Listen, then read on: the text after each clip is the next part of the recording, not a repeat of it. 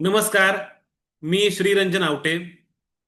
आज 6 डिसेंबर, बाबासाहेब आंबेडकरांचा महापरिनिर्वाण दिवस.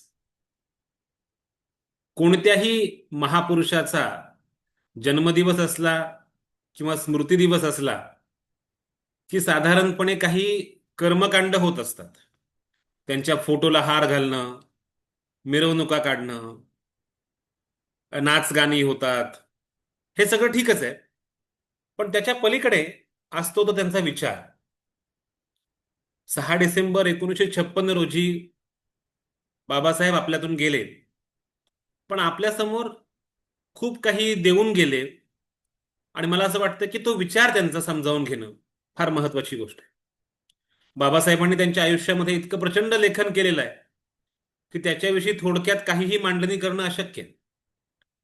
पण बाबासाहेबांचा एकूण सगळा चरित्रपट जेव्हा मी पाहतो, तेव्हा मला असं वाटतं की बाबासाहेबांनी संविधान सभेमध्ये शेवटच्या भाषणामध्ये जी मांडणी केली, त्याची आठवण, त्याचा रिमाइंडर पुन्हा पुन्हा करून देणं हे फार महत्वाचं आहे. 25 नोव्हेंबर 1949 रोजीचं, म्हणजे 26 नोव्हेंबर 1949ला आपण आपलं संविधान स्वीकारलं. त्याच्या पूर्वसंध्येला बाबासाहेबांनी जे भाषण केलं, त्या भाषणाची पारायणं करावीत एवढं ते भाषण महत्वाचं आहे. या भाषणामध्ये बाबासाहेबांनी चार महत्वाचे धोके किंवा एका अर्थाने चार महत्वाचे इशारे आपल्याला सांगितले. आणि मला असं वाटतं की आज ते लक्षात जर आपण घेतलं तर कदाचित आपला पुढचा रस्ता हा अधिक सोपा असेल, अ, किंवा भविष्यातली जी आव्हानं आहेत त्याचा आपल्याला नेमका अंदाज येऊ शकेल. काय म्हणाले बाबासाहेब या भाषणामध्ये?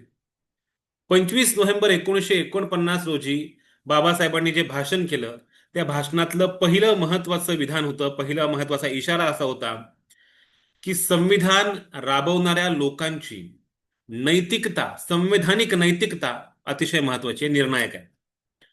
आपण अनेकदा नैतिकता हा शब्द वापरतो. नैतिक, अनैतिक, चांगलं, वाईट, याच्याविषयी आपण बोलत असतो.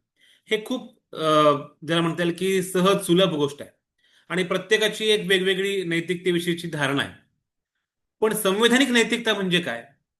तर संविधानामध्ये जे काही तत्व आहेत, संविधानामध्ये जी काही मूल्य आहेत, त्याच्या कसोटीवर जर घासून आपण पाहिलं तर कोणती गोष्ट ही संवैधानिकदृष्ट्या नैतिक आहे आणि कोणती गोष्ट ही संवैधानिकदृष्ट्या अनैतिक आहे हे आपल्याला सहज कळू शकतं. आणि बाबासाहेब स्वतः असं म्हणाले होते की संविधान चांगलं लिहिणं, अतिशय उत्कृष्ट लिहिणं ही सोपी गोष्ट आहे, पण ती राबवणं ही खूप अवघड गोष्ट आहे. त्यामुळे संविधान कितीही चांगलं असेल, पण ते राबवणारे लोक जर अनैतिक असतील तर ते संविधान जाळणारा मी पहिला माणूस असेल.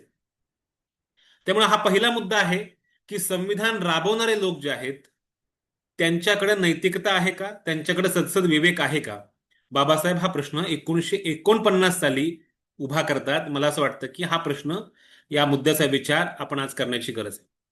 दुसरा महत्वाचा इशारा बाबासाहेबांनी असा दिला होता, की दुसरं महत्वाचं विधान त्यांनी असं केलं होतं की जात आणि धर्म याच्या याच्यापेक्षाही मोठं राष्ट्र.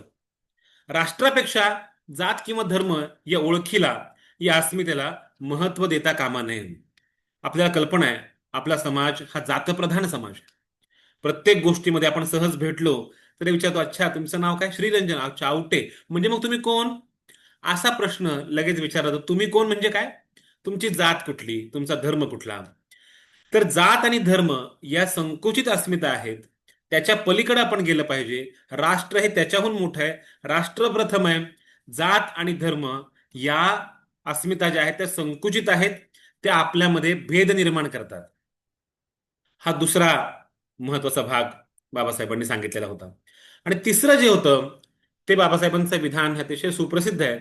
विभूती पूजा हा भारतीय समाजाला जडलेला रोग आहे आणि तो अखेरीस आपल्याला हुकुमशाहीकडे घेऊन जाणारा रस्ता आहे.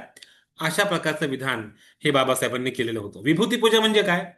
Hero worship. एखादा माणूस हाच ग्रेट आहे, तोच थोर आहे, जणू काही त्याच्या भोवती काहीतरी दिव्य वलयांकित अशा काहीतरी गोष्टी घडतायत आणि त्याच्या हातामध्ये जर तुम्ही सगळं काही दिलं तर सगळं जग बदलेल, अशी धारणा जेव्हा तयार होते तेव्हा विभूती पूजा निर्माण होते. म्हणजे आपल्याकडे महाभारतामध्ये सुद्धा म्हटलं गेलेलं आहे, यदा यदा हि धर्मस्य ग्लानिर्भवती भारत, जेव्हा जेव्हा धर्माला ग्लानी येते तेव्हा असा एक महापुरुष येतो, असा एक धर्मपुरुष येतो, तो येतो, तो पाहतो आणि तो जिंकतो, सगळं काही बदलून जातं. अशा प्रकारची धारणा ही आपल्याकडे निर्माण केलेली आहे की एका व्यक्तीच्या हातामध्ये जर सगळं काही दिलं तर देश पुढे जाऊ शकतो, समाजाचा विकास होऊ शकतो. बाबासाहेब म्हणतात असं नाही. व्यक्तिपूजा, विभूती पूजा हा अतिशय भयानक असा रोग आहे. ते असं म्हणतात की भक्ती ही परंपरा जी आपल्या भक्ती सुफी परंपरा वगैरे ज्या आहेत, ती परंपरा खूप चांगली आहे. पण राजकारणामध्ये जर भक्ती आली तर मात्र या देशाचा विनाश अटळ आहे. एक ही है, एक ही आदमी सब पर भारी. ही प्रक्रिया, अशा प्रकारचा विचार हा चालणार नाही. हे चुकीचं आहे. 1949 साली बाबासाहेब हे सांगतायत. त्याला कारण अर्थातच घडलेले आहे. अगोदर आपल्या कल्पनेत दोन महायुद्धांच्या दरम्यान इटली, जर्मनी, जपानमध्ये जे घडत होतं, मुसोलिनी आणि हिटलर जन्माला आलेले होते. अशा प्रकारची एक भयंकर शक्यता, अशा प्रकारचा भयंकर धोका, अरिष्ट, संकट हे जगानं पाहिलेलं होतं. आणि त्यामुळे असं संकट हे भारतावरती येऊ नये याच्यासाठी बाबासाहेब आपल्या सगळ्यांना सावध करतायत. आणि शेवटचा चौथा मुद्दा त्यांचं असं म्हणणं आहे की उद्यापासून म्हणजे 26 नोव्हेंबर 1949 पासून आपण एका आंतरविरोधाच्या जगामध्ये प्रवेश करतो आहोत. असं जग जिथे राजकीय लोकशाही असेल पण सामाजिक आणि आर्थिक लोकशाही नसेल. राजकीय लोकशाही म्हणजे काय? एक व्यक्ती एक मत, एक मत एक मूल्य. म्हणजे प्रत्येकाचं जे मत आहे त्याला समान व्हॅल्यू आहे, त्याला समान किंमत आहे. हे आपण निवडणुकीच्या द्वारे आपण हे स्थापित करतो आहोत. पण सामाजिक लोकशाहीचं काय? आजही जो गावकुसा बाहेरचा माणूस आहे त्याला आणि गावातला जो प्रतिष्ठित माणूस आहे जातीच्या दृष्टीने वरती असलेला, त्याला समान प्रतिष्ठा आहे का? आर्थिक लोकशाही आहे का? आणि त्यामुळं खऱ्या अर्थानं सामाजिक, आर्थिक, राजकीय लोकशाही प्रस्थापित करण्याचं आपल्या समोरचं आव्हान हे फार मोठं आहे. त्यामुळे सगळ्यात महत्वाची गोष्ट संविधानिक नैतिकता ही महत्वाची आहे. त्याच्याशिवाय संविधान अस्तित्वात असू शकत नाही. जात आणि धर्मापेक्षा राष्ट्र महत्वाचं आहे, देश महत्वाचा आहे. तिसरी महत्वाची गोष्ट म्हणजे आपल्याला इथे विभूती पूजा असता कामा नये. एकाच माणसाच्या हातामध्ये सत्तेची सगळी सूत्र असता कामा नयेत. एक व्यक्ती की बात, एक ही आदमी की बात असं होऊ नये. सब जनता की बात ही होण्याची आवश्यकता आहे. आणि चौथं म्हणजे इथे सामाजिक, आर्थिक, राजकीय अशी सर्वांगीण अशी लोकशाही प्रस्थापित होण्याची गरज आहे. हे चारही सल्ले, चारही इशारे बाबासाहेबांनी दिलेले होते. एक प्रकारे पुढे धोका आहे असं असतं ना, प्रत्येक आपण एखाद्या रस्त्यावरनं जातो आणि बोर्ड लिहिलेला असतो की पुढं धोकादायक वळण आहे. तसं बाबासाहेबांनी सांगितले होतं की हा देश हुकुमशाहीकडे जाऊ नये, हा देश मुठभरांच्या हातामध्ये जाऊ नये, तो सर्वांचा असावा. इथे प्रत्येकाला खुलेपणानं श्वास घेता यावा, मोकळेपणानं बोलता यावं.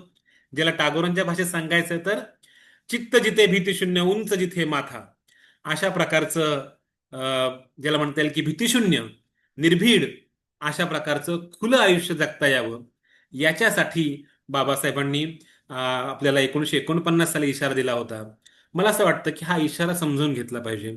आणि आज जर त्याच्या विरोधी काही घडत असेल तर त्याच्यासाठी त्याच्या विरोधामध्ये आपण उभा राहिलं पाहिजे आणि बाबासाहेबांचा विचार हा टिकवला पाहिजे. तर बाबासाहेबांना खरी आदरांजली, तर बाबासाहेबांचं ज्याला म्हणता येईल की महापरिनिर्वाण दिन हा खऱ्या अर्थानं साजरा झाला असं मानता येईल. त्यामुळे हे चारही इशारे आपण लक्षात ठेवूया. आपल्या सगळ्या संकुचित अस्मिता सोडून देऊयात आणि इथे स्वातंत्र्य, समता, बंधुता हे एक प्रकारे ज्याला म्हणतो मूल्यत्रयी जी आहे ती आपल्या जगण्यामध्ये कशी निर्माण होईल यासाठीचा प्रयत्न करत राहूयात. जय भीम.